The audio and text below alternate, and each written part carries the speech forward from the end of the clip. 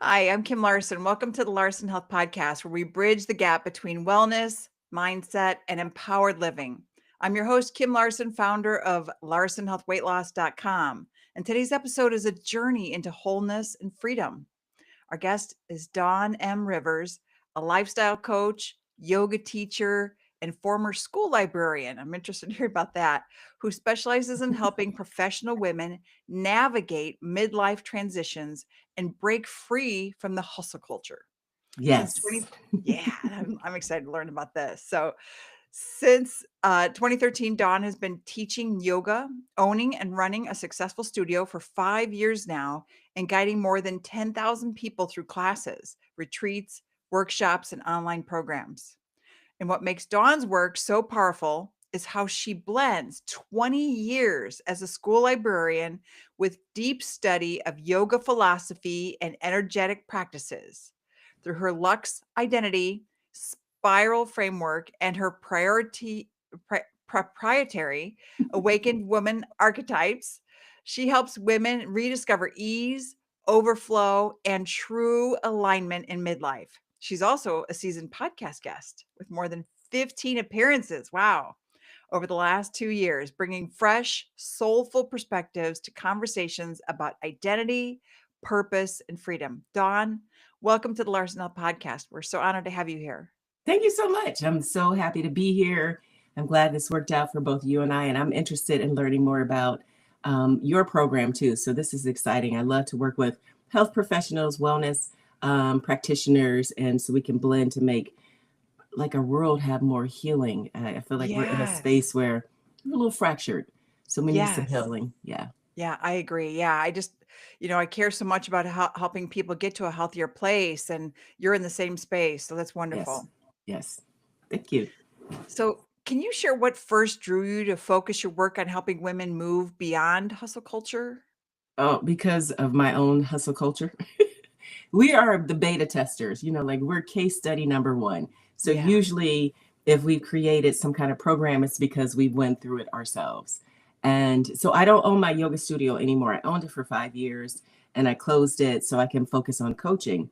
Okay. But during my beginning yoga sprint, I was a full-time school librarian. I worked um, at two different schools at the same time. So like Wow. they would switch me from one school to the other. I Okay. did yoga after school for kids and yoga after school for the adults. I worked at the YMCA, like two or three different YMCAs. I Wow. decided to try my own hand into owning a space. So I first kind of like rented a room in the back of a martial arts studio. And of course, there's another and I was hosting my first yoga retreat.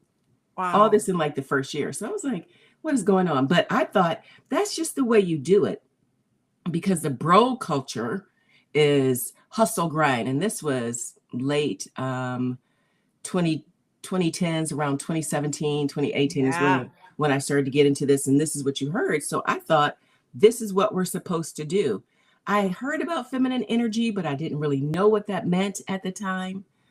And I was dating this guy after I owned my yoga studio. And he said something about like, you're bossy. And I was like, no, I'm a boss. And then I said, wait, am I bossy? Then you question yourself. Yeah. Then I did. So I was like, well, maybe I am. So I went down the rabbit hole of feminine energy and I studied archetypes. I studied the Amazon, the geisha, queens, princesses, Oh, goddesses. I did this. goosebumps. Okay, I'm a librarian. So Yeah. I did this study, and this was we had come into the pandemic. So we all had time. I was Yeah. teaching my yoga classes online and I had time. So I found this book called The Audacity to Be Queen by Gina DeVee, who is like a lifestyle coach. And she had archetypes in there. And I was like, oh, okay. All right. And she talked a lot about femininity. And I was like, well, let me tap into my femininity Yeah. because I wore yoga pants all the time. And femininity is more about flowing, right? Yes. So now, as you saw, I have on a dress that has flowers Beautiful It's dress. flowy, and Yeah. that is my go-to. I have my signature fragrance. I try to just move in a space that's more soft, right? Because this bro energy, this masculine energy wasn't feeding me, and that's Yeah. hustle. And I said, I think a lot of women, especially Black women, we're told you got to work twice as hard to get half as far. You got to do this. And most African Yes. American women have lots of training and certifications and degrees. But what does that get us? Right. It gets us nowhere. It gets us stuck. It gets us Yeah. ground down to pieces and particles of nothing left in our lives. And I Yeah. said, I don't want to be like that anymore. Good for So I you. was like, if I don't want to be like this, I know my clients don't want to be like that. And then that's when I started to really go deeper into uh, where I got to here. But something else happened. But I'll wait to tell that story to say how I bridged from the awakened woman to the Luxe Identity Spiral. Something took me over to that side. Okay. So yeah, because many professional women feel like they're constantly doing, but not truly fulfilled. So Yes. how do you help them start shifting into a space of wholeness and ease? Well, first, I have to help them see that they're in this treadmill cycle or they're on the hamster wheel because you don't know it. Sometimes when you're in a space or a situation, all you see is right in front of you. You don't see the 180 or the 360. You don't know that you're in this loop. So I help them see that. I do have what I call the awakened woman archetype. And this archetype has three different ones. And these are the clients that I usually work with. We have stagnant Stella. Already you know what stagnant means. She's stuck. She's in the mire. She's in the mud. She's overwhelmed. She is a people pleaser. She's doing too much for too many people all the time. And she's in the woe is me. She's upset. She's angry. She's bitter. She's all that stuff. I was there one time too. Remember, case study number one. Yeah. Then this, the second person is a searching Serena. And this is where the majority of my clients are. They're in Okay. the DIY. I'm going to do it myself. I got it. I'm going to read a book. I'm going to listen to a podcast. I'm going to watch a YouTube video. I'm going to take another course. I'm going to do another training. I'm going to, she has so many things at one time. She's going to run a marathon. She's going to learn how to bake cakes. She's going to start her own business. So many things. And I was like, well, what do you really want? Is any of that feeding you? Yeah. Probably not. And then, because remember, I just told you I was obviously this searching Serena because I was doing all the things at one time. And then the last person is thriving Teresa. And I love alliteration. If you notice, I like that. I just think it makes it easier to remember as well. So It does. thriving Teresa, she has made it, right? She's gotten to the place where she can sit back and go, she's a leader. She has focus. She has ease, but she needs a guide. So I am her Yoda to her Luke Okay. Skywalker. I am her Morpheus to her Neo. So it's Cool. somebody who believes in her. She's the person who says to her, I see you. I know that you can do this. I believe in you. I've gone down the path and I can take you to here. And then you're free to go. So That's she needs somebody cool. who's there. She's like, yes, I'm your biggest cheerleader. I am not your guru. I'm your guide. I'm the one who's maybe chopping down the sticks and the prickly briars that are coming at you. I'm going to move that out the way. I've Yeah. gone down this path. I'm going to take you with me, and then I'm going to show you. Look at this beauty. Now you go. Yeah. Cool.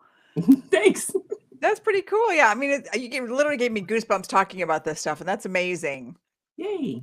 So you've guided over 10,000 students. What common struggles do you see most in women midlife? Well, the 10,000 students have been over my journey as a yoga teacher. So Okay. I became a yoga teacher in 2013, and this was out of my own unhappiness. I had the refrain of I hate my life. Oh, I was like, I hate my okay. life. I was getting divorced. I was in an abusive relationship. I was a people pleaser. I had no direction. Mm, I was sad. I felt yeah. shackled, all that. And I would be like, oh, I hate my life. And That of will course, create an awakening. so I read another book. Actually, I probably read 100 books during this time. And when people say 100 books, I was like, y'all, come on. When I say I was a librarian, I read a lot. Yeah. So I read a book by a Christian author named Joyce Meyer. And this book is called The Battlefield of the Mind. Okay. And again, this is 2013. 2012 really is when I started it.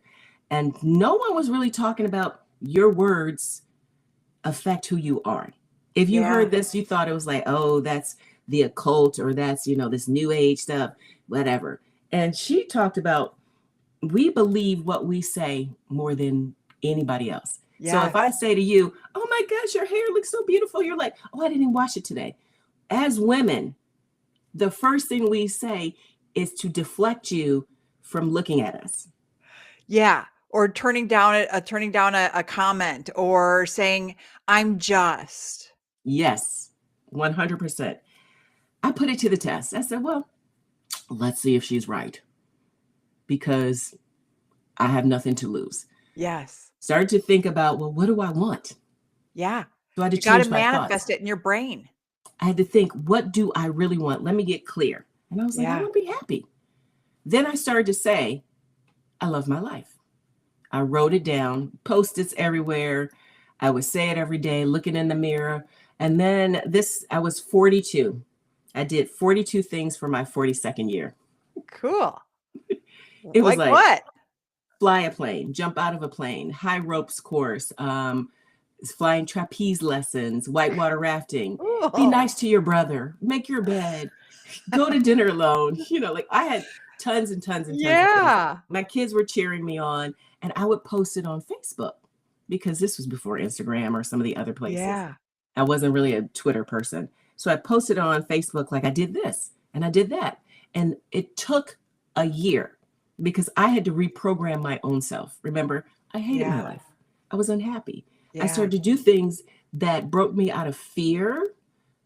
It broke me out of wanting to please other people, because I was a school librarian in a middle school. I didn't quite like it, and I lived 5 minutes away. I was late for work every day. Oh. My desk was at the back of the library, and I would slump in my chair and go, oh. I was an advisor for some different groups, and I quit them all. And I remember I was a cheerleading coach. And I was the only reason why I became a cheerleading coach is because the assistant principal said to me, you would be good at this. And I said, would I? Okay. I don't know anything about cheerleading. Yeah. So my parents would be late picking me up. It was just so many things. And I guess I complained a lot. And at the time, my son was in high school. And I told him, I'm quitting. He was like, well, good, because all you did was complain. It's interesting when people say stuff to you. You're like, do I? I didn't know. So I started to stop. I started saying no, right? Brene Brown talks about like to be audacious, to be great, to be daring, to be the person who says no. She says, take 90 seconds to breathe, to think about it, and say no. Yes. It might be uncomfortable for a minute, but if you say yes to a commitment, you're going to have all these months, days, years, whatever, of having to stick with this thing that you said yes to. Yeah. So I did that. And so I changed my thoughts, I changed my words, and then I changed my mind. I was like, I don't want to work at this middle school anymore. I want to work in the elementary, because that's where I started. I was working at the yoga studio where I got my training. I was a desk yogi. I think I did that like 3 times a week. Okay, again, I'm overdoing it. I have a full-time job. I was in yoga teacher training. Working a lot. I was doing the yoga desk.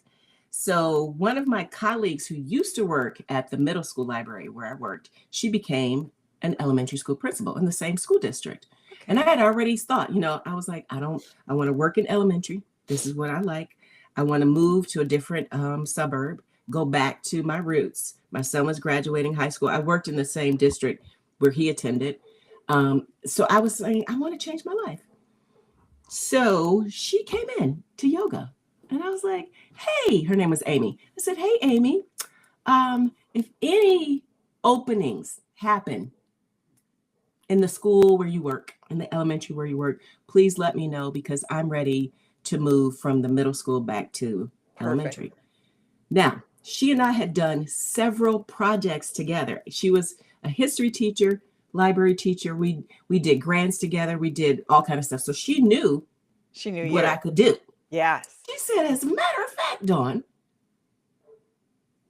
the librarian is no longer going to be working here next school year. There's some things that happened. She's going to be released. I was like, oh, this was April. See, you just ask for it and it comes to you. This was April. She said, wait until it's in the board notes. We have a board meeting, and then apply in May, and you'll have the job in August.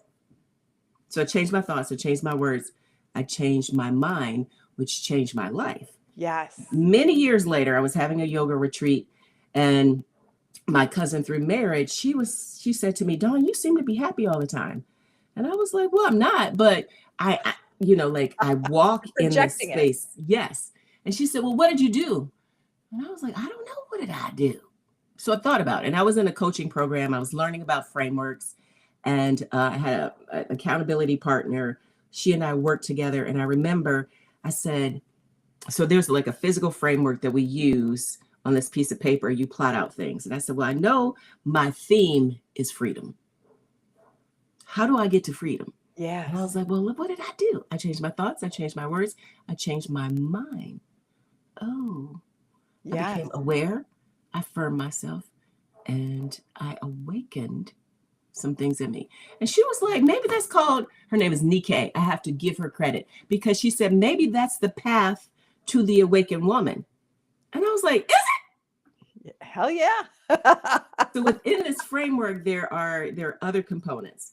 And since I was a yoga teacher, I love looking at the yamas and niyamas, which is a part of the 8-limb path of the Yoga Sutras of Patanjali. You don't have to worry about that. It's basically an ethical practice, similar, I would say, to some philosophies, some religions. You can think of like the 10 Commandments. Yes. Thou shalt not do this and that.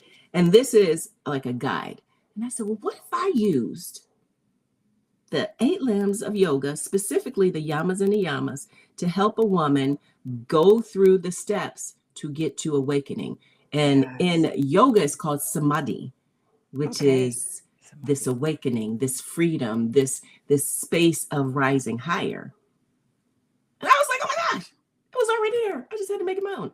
And so that was the path to the awakened woman for several years. And it all began because my cousin through marriage asked me, how am I happy all the time? Yes. Yeah. And I think it's so true where like someone can ask you a question or make a comment. Like my mother had made a comment when I was in sales. I was in large corporate sales, I was director of business development. I had, a $4 million quota of fresh, brand new business every year. It was stress. I'm sure it was. And I was cranky all the time. And she was like, God, you're such a And I was like, God, I am, aren't I? Right. What is wrong with me? Like I never used to be. I used to always be so happy. So then I started to turn around about being grateful. I have 10 toes. I have 10 fingers. I have feet. I have hands. I have a brain. I have eyes to see. I have a roof over my head. Right. I can function. I am just grateful for the little things in my life. And I don't need this high paying job. I don't need this stressful job. Right. I need to calm my life down. I need to relax more. I need to do yoga more. I need to, And so it was literally that one comment that made me go, Yeah. Right. So turned it around, but to be grateful. I have an email called Carry My Own Sunshine. Right. I mean, I say to everybody, you got to be grateful for the little things, because if you're grateful for every little thing, you'll be happy. I have another story. So you'll see, I'm the storyteller. I'm actually working on a book, guys. I started it last year and it kind of fell off. And then I have some resurgence of how I want to write my book. But what's it about?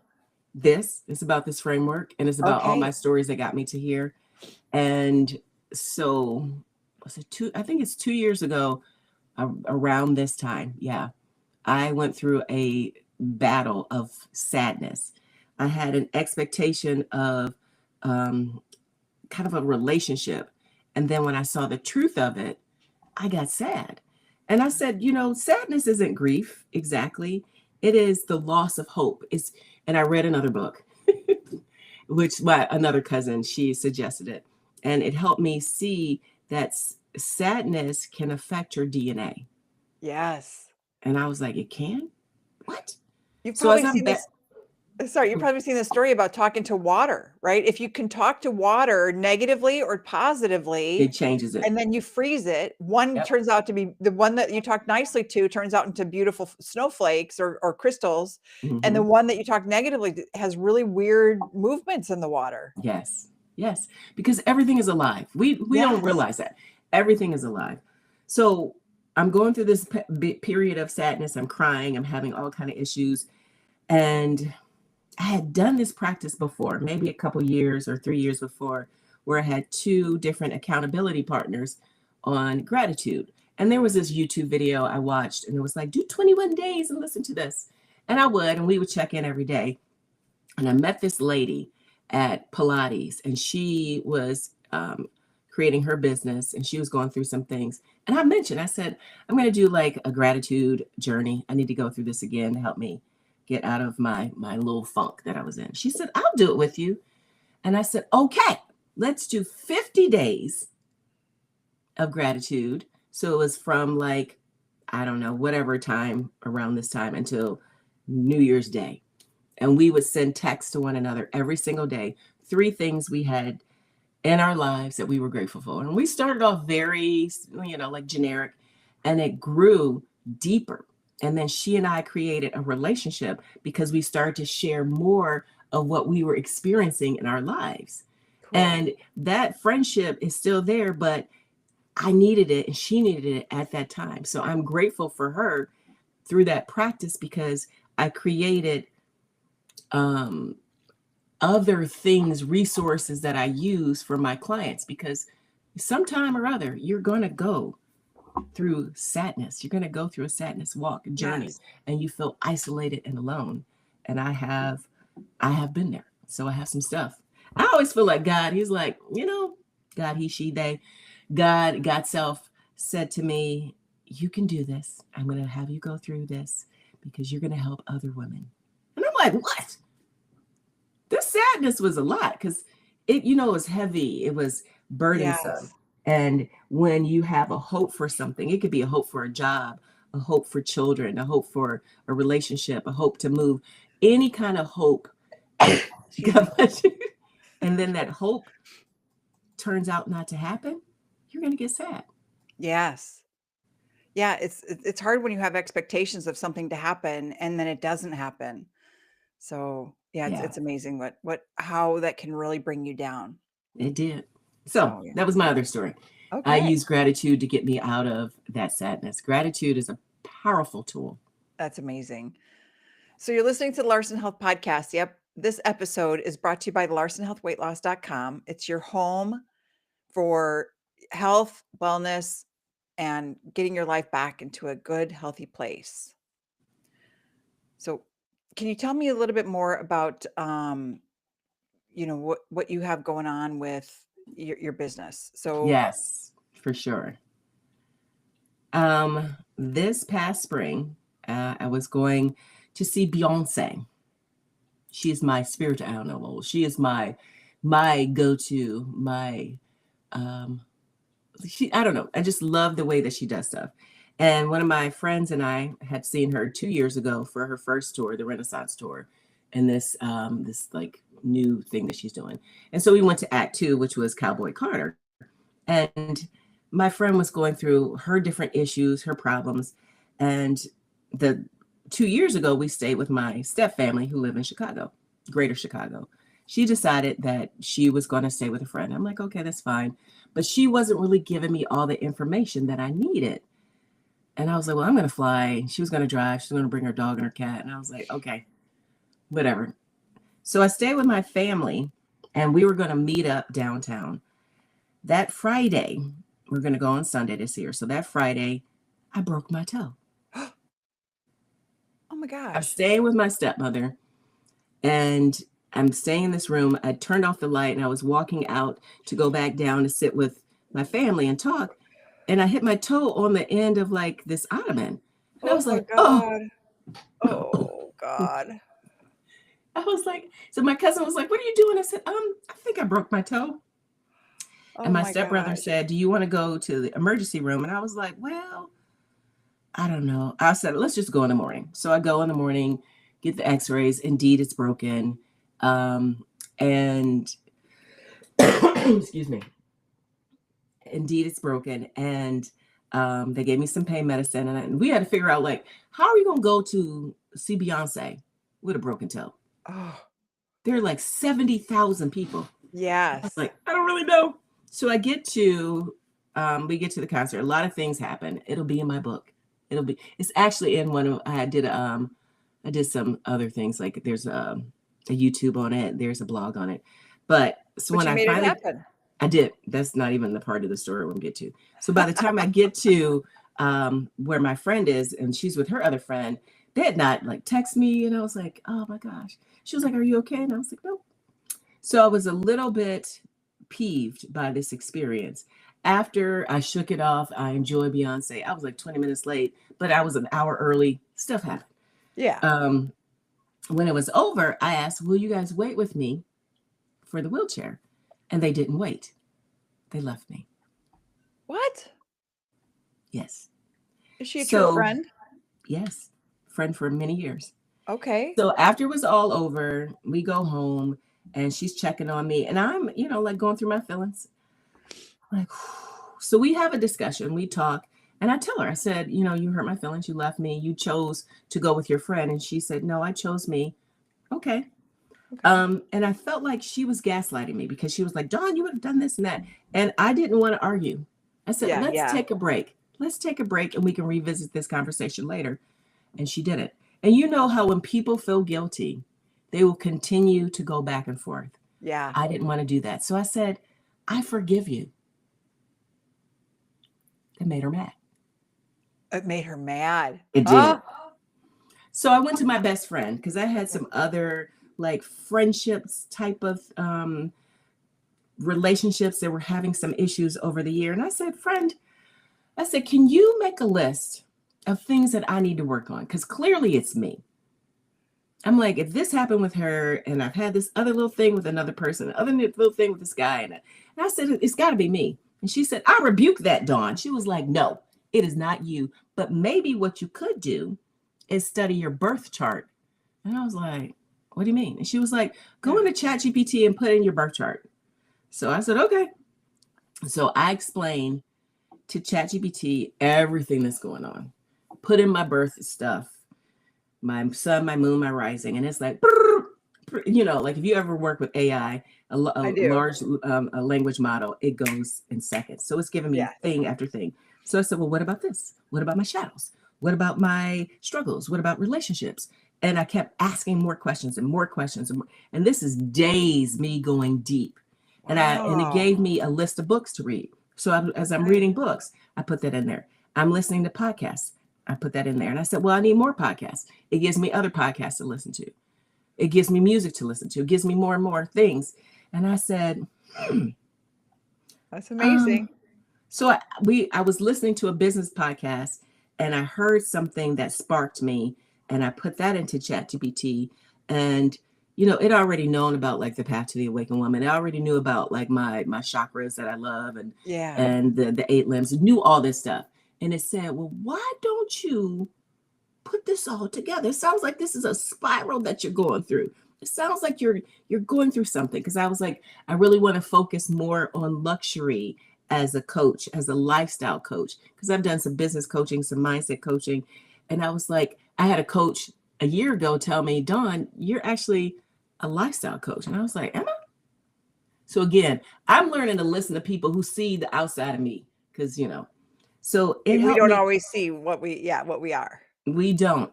So it helped me create this path.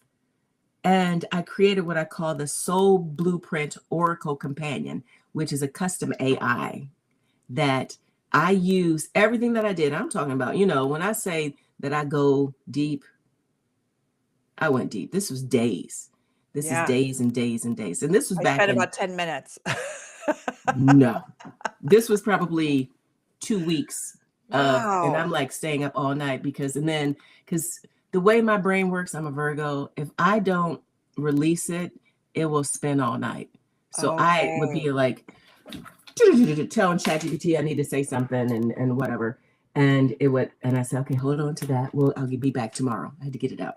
Um, and as I did all this, I created resources. I opened up a free school community. I have revamped how I do my coaching. I have created just all these things based on what I went through with a friend. So I call it Beyonce broken toe and friendship breach. Because again, I like alliteration. And Yeah. I'm not upset with this friend. There's just space that needs to happen. I'm not upset with her. She's going through whatever she's going through. Right. I still love her. We've had a lot of times that have been amazing. But sometimes energetically, things have to happen through a physical thing. So True. physically, she and I had our breach. Physically, I broke a bone. And I can remember what Louise Hay says in her book. And then there's another book, another metaphysical person talks about the physical breaking of bones is an energetic breaking in you. Interesting. Right. That's So all that interesting. happened. Yeah. Listen, my life is full of stories. Forrest Gump said, life is like a box of chocolates. Yes. My life is like one big anthology. I love it. Yeah, and you Stories. actually share all these stories. You're very humble. You talk openly about everything. I am so quiet about everything. I don't know why I don't just open up and talk more about everything. And sometimes I can, Well, and I don't sometimes I'm tell just not. everything. Well, no, but you're very open about discussing just life in general, right? So Well, yeah, that makes a human, right? That's what it I've does. learned is because people lurk, because I'm a lurker too. We all lurk on social media and we're waiting to see like what is really going on in her life. What is she really doing what she says she's doing? Is that a lie? Is that true? I don't lurk. So you don't just scroll and see? I don't scroll. Okay. I post and I'm done. So You post and you get out. yeah. Post and go. I get it. Yeah, but so you often talk about moving from hustle to ease and discovering overflow. So what does overflow mean to you? Overflow. So this is a concept that I learned through another coach and it blew my mind. The way that she talked about it. Her name is Amanda Francis. Like powerful lady. She's all about like getting rich, but not getting rich just because I'm rich, but to create overflow. And for me, abundance doesn't necessarily have to be money. Right. Money is good, y'all. Money ain't bad. Just we say that. Yeah. So overflow is having more than enough. So when you pour like you're pouring, say you have like an old fashioned teacup with a saucer, and then you have your teapot and you're pouring and it overflows and it comes into like the saucer. Yeah. That's not a bad thing. You can sip it if you want. But the overflow is beyond you. It's helping other people too. Your Yeah. prosperity, your joy, your lifestyle, anything that you want to do, that overflow helps other people. And we tend to be in the scarcity frame. Like we built a structure of scarcity around us. I can't do it. I don't have enough. I don't want to do it. I can't even see It's all myself that being negative like that. talk. It's lots of negative talk. And as women, Yeah. it's inherent. We Yeah. are taught to be quiet, to say I'm sorry. I mean, how many times you say I'm sorry I if tell you women bump all the somebody? time, stop saying you're sorry. Even men, stop saying you're sorry. We don't There's need nothing to. to be sorry for. We don't need to. But we do that. We do that more times than not. Oh, I'm so sorry. And it's like maybe somebody bumped you, but you say you're sorry because they bumped you. Yeah. So I got rid of the I'm sorry a long time ago. I see it every day. I hear it all the time. Yeah, I hear it from Even other in people all the movies. time. Even in movies, you see it's written in, I'm sorry. So that space of us making ourselves small, pulling ourselves back, Yes. is not overflow. And I don't Right. mean like you need to be a volcano erupting and then as the lava comes down, you burn down the whole city. Right. I don't Right. mean that. I mean, so Amanda Francis said in her book about the idea of overflow is for her. This was an example she had. It was during COVID or something, and she was sick, and we were afraid to go into the hospitals. I don't know if people remember that, but it was dangerous. And plus, they were Yeah. like, if you ain't really sick, don't come in here because we got people really sick. Yeah. So she called a concierge doctor to come to her home to take care of herself. And she was like, I have enough to pay this person however many thousands of dollars to come to me to take care of me. Yeah. And I was like, oh, what do I have in my life that's overflow? Where can I give more? Yeah. So I started to look. That's why I created I don't know if you know about School, but it's this new platform. I really love it. It's a community of, I would say, like-minded people who are different and peculiar. And you can Okay. create your own community on anything and everything. Like there's a men's fragrance community. Yeah. So men who like to talk about different fragrances, you can join this community. Some are paid and some are free. So I wanted to create a free community because I felt like Facebook was no longer my friend. Okay. I had 350 people in this and I was continuing to grow, but it wasn't active. Okay. Yeah. People And weren't sometimes people commenting don't see enough. stuff because the algorithm. And I was like, I don't want to do that. I want to get out. So I created this community and it has almost every single thing that I've made inside of here for free. And I was like, I can have a space where there's overflow for people to Yeah. come in and they don't have to feel like, well, I got to pay for this. Now, some stuff, yes, it's paid for. Like the Soul Blueprint Oracle, that is a masterclass. Okay. You have to pay for that because I got to show you what to do in this proprietary custom ChatGPT I made. But there's so much free that there's overflow for her to have. And that's what overflow means to me. It means that I have ease. I don't need to struggle. And I want her to see she doesn't either. She doesn't have to feel like she's running this race. Remember the tortoise and the hare? Yes. Yes. Just slow and steady. We're going to get there. Yeah. We're going to get there. Why are we rushing life? Right. Because at this midlife, I remember seeing, I think it was Eddie Murphy. He made some kind of like little video or something talking about how many summers you have left in your life. So in midlife, do you have 20, 30, 40, 50? Probably maybe not 50. I mean, that's Maybe. over 100. Maybe. I'd be 106. It could happen. So say I have 50 years left. But things are different. I'm 56. The way my body's feeling right now and this past menopause is different. Everything's different. So how do I want to rush and race through this last part of my life? No. I want to have ease. Yeah. I want to have enjoyment. Yes. I want to sip my tea and look at the sky. Yeah. I love that. Yeah, I'm 57 and yeah, I'm still enjoying life. I still love to travel. I still love to adventure. I still love to hike and bike and, be active. But yeah, I'm not rushing through. I'm not trying to, force things anymore. I'm just letting it come. That's ease. Yes. And that's from a space, a mentality, a mindset of overflow. Yes. So it can be money. It could be emotions. It could be energy. It could be possessions. It could be it all. It could be it all. That's overflow. Yeah.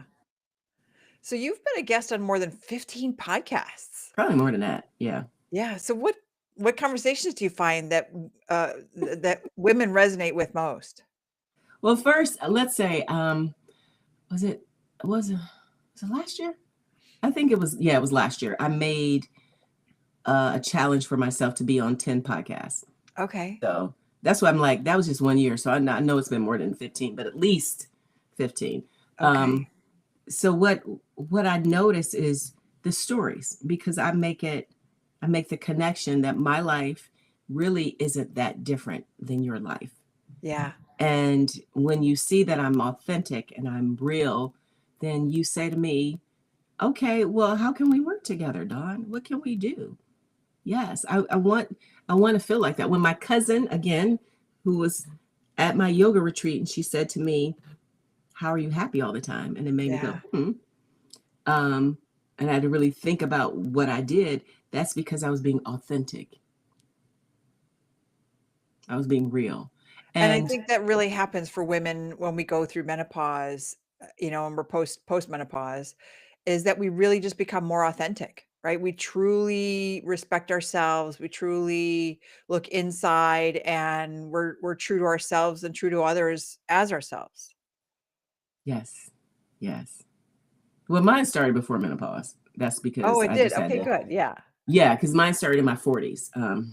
I was going through, I guess, perimenopause. Because I remember being in the middle school library saying, it's hot. I was like, are you guys hot? And they were like, no, Dawn. And I was like, oh, Oh I said, what is no. going Oh no. on? It's too Yes. early. I mean, perimenopause can happen and it would take years. Yeah, it could This, be in this, people's 30s. So yeah, yeah, I know. Oh, that's right. crazy. Hmm. So what's next for you? And how can our listeners connect with you and your work? Well, what's next for me is I'm continuing to grow my two communities. So I have one that's free called Awakened and Limitless. It's a free community on school. And the other one, school, is SKOOL. And I say, school is for the cool kids. Come on over. Be different and peculiar with us. And then I have a paid community called the Luxe Flow Society, where I do more coaching in there. It's almost not quite, but almost like a group coaching container. So there are courses in there. I call them gates. You can open the gate, and they're all built on, like the things I've been talking about, the path to the awakened woman, the Luxe Identity Spiral. It's built on the yoga philosophy. It's built on life stuff. And there's so many resources in there. So those are my main portals right now. I'm revamping my real coaching container. It's called Awakened Woman Academy. It's a 6-month program. So I'm revamping that so it can match this Luxe Flow Identity Spiral. I will be restarting my yoga. Well, I don't even want to call them that. My retreats, because it's not necessarily yoga, but there will always be yoga. Yoga is life for me. Yeah. So the retreats will have a revamp. So just everything, like when you got to press that reset button, Yes. there's many things that you need to do. And sometimes when you're resetting, there's systems that have to be redesigned. So I switched my website over to a CRM. Oh, Lord. Thank God for virtual assistants who know how to do that kind of stuff. It's me getting back out here on podcasts again. It's me. It's one-on-one coaching. It's group coaching. It's a community. So my website is my name, Dawn M. Rivers. It's easy to find me. I try to Yes. put everything as Dawn M. Rivers, so it's continuous. I have a YouTube channel. I wouldn't say I'm the best, but practice. I have some YouTube Exactly. stuff out there. Yep. Yeah. So you spent 20 years as a school librarian before fully stepping into yoga and coaching. So how has that background shaped the way you guide women today? This is so interesting. When I became a librarian first, I was a public librarian for about 5 years before I became a school librarian. So when I was getting my master's, well, right before I got into my master's program, I had to go to the public library to get some resources, and I was maybe 23 or something like that. And I hadn't really been to the library. I didn't grow up using it. I wasn't really a reader growing up. And I said, wait a minute, you can get all your answers for free at the public library? I said, people don't know about this. So that's when I decided to become a librarian, and I did that. And my whole purpose, I thought, was to help people make better choices with resources, make decisions based on sound information. When I opened up my yoga studio and I quit being a school librarian, I had a little bit of a crisis. And the guy I was seeing at the time, he was like, no, Dawn, you're still helping people make decisions using resources. It Yes. might not necessarily be a book or the internet, but you're giving them other resources. And I Yeah. was like, oh, so the through line is still there. So as a coach, because I started doing coaching when I had like the little space in the back of the martial arts studio. That's when I called it mentorship. I didn't really know it was coaching. When I was mentoring people and then moved into coaching, uh, the through line of I'm going to give you resources. I give sometimes work. So I Okay. might give you some homework. I'm going to give Yeah. you a Notions tool. I might give you a planner, a template. I'm going to give you some resources, books to read, a podcast to listen to Yeah. help you on your path. So it's still there. Everything that I learned as a school librarian has imprinted in on my spirit and my soul. That's It cool. will never go away. Yeah. Can you walk us through like what's your Lux Identity Spiral framework and how does it help women reimagine their lives? Oh my gosh, it is massive. So the Luxe Identity Spiral is built on the 8 limbs of yoga. So remember I said, well, I don't know, people they know about yoga or not. So in the path to the awakened woman, that was built on the yamas and the yamas. So this is the ethical path. The 8 limbs of yoga is about ascension. So it starts off from what is called yamas and niyamas to pranayama and to asana, like which is movement. So I created each limb or each gate, because there are 8 gates, each path on the 8 limbs of yoga. And then I took the 7 chakras from the root to the crown and embedded that in there because I was moving further and further away from my yoga love and my yoga roots. And I said, I got to put that back in there Yeah. because this philosophy saved my life. This philosophy changed who I was. This philosophy set me free. So that is what it is. So every step, and so we can think of any hierarchy you have to build on. That's what this is doing. So as she's going through each one of these steps, each one of these gates, I give her the key to open up the gate. There's going to be some resources in there for her to really look at herself and say, oh, this is what I need to do here. So I call them spiral points. So we're spiraling upward. We think of spirals as spiraling out of control because we changed the word. If you look at a spiral, it's not, it's movement, it's flow, it's femininity. Remember, Yes. we talked about that at the beginning of the podcast? Yes. It's all of that. So it's about her remembering who she is using these resources. It's to awaken her, it's to open up her eyes, it is to give her I don't want to say strength, but her standing tall again, her shoulders back. Um, just this,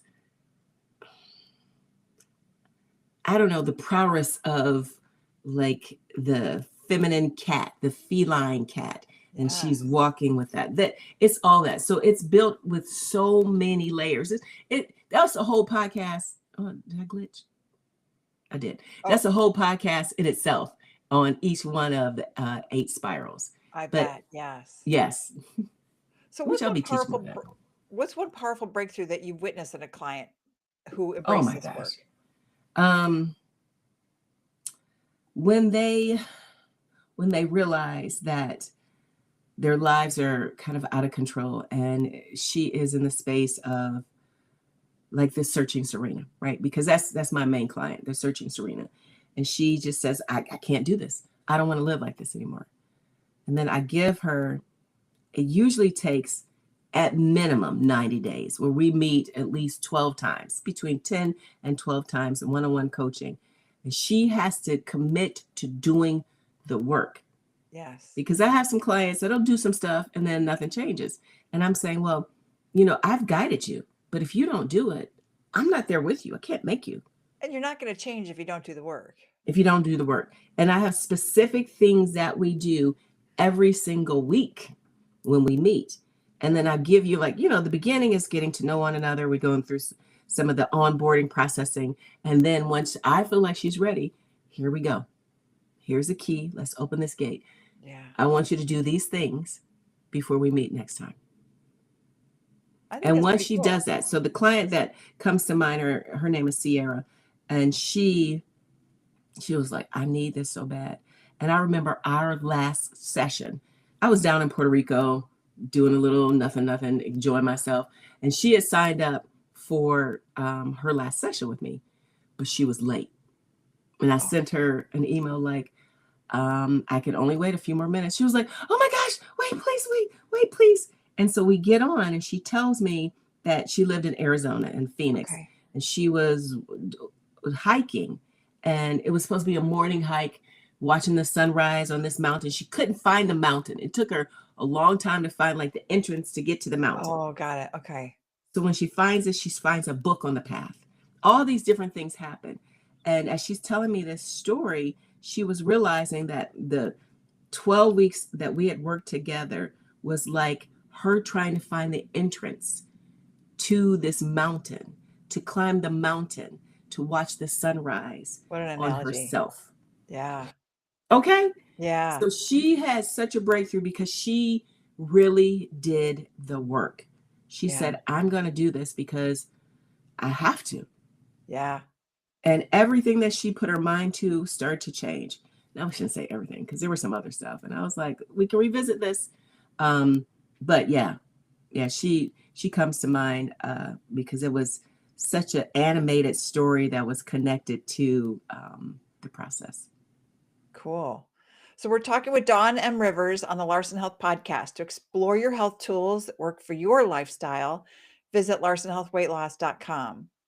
So tell me a little bit about, what, you're writing a book, you've got a lot of things going on, and you talk about, all this work that you're doing. Are you also like in a good flow? I am in a good flow. Yes. I am in a good flow because when I closed my yoga studio, I went through a grieving process and I didn't do yoga for probably 2 years. Oh, Yeah. It was sad. It was because my students and my clients, they were like, you're my yoga teacher. And I was like, well, it's time for me to move on. yeah, So I started getting back into my own physical yoga practice, I would say a year ago. And again, I'm 56. The way my body feels now compared to what it did just 2 years ago, it is extraordinary. I'm like, whoa, how the hormones change. But yeah, again, I was teaching yoga every day or practicing it every day, sometimes 3 times a day, I would teach. So moving my body again is a healing balm for me. yes, And being okay with who I am and what my body looks like at 56 yes, is a new mindset and loving her regardless.